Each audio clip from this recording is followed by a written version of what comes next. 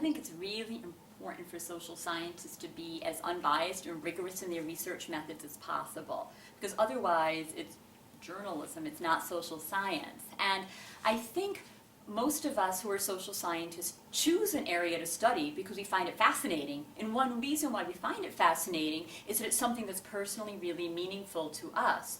But it's also important to recognize that just because something happened to us doesn't necessarily mean it's a far-reaching social phenomenon. At the end of the day, my experience with my family is an N of one, as we say. It was just one.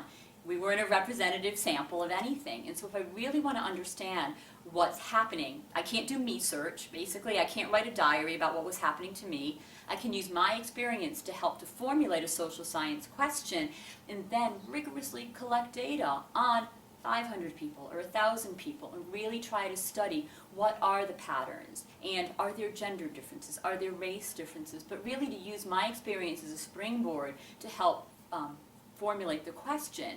But I have to let my answer to that question speak from the data. And even if I don't like what the data show, I have to report those findings, because that's what a scientist does. They design the study as best as they can and come up with findings that jump out of the data, regardless of whether we like them or not. So it's a constant struggle between having a personal motivation, but then taking on kind of a professional and unbiased perspective and how it is that we present our findings to a larger audience.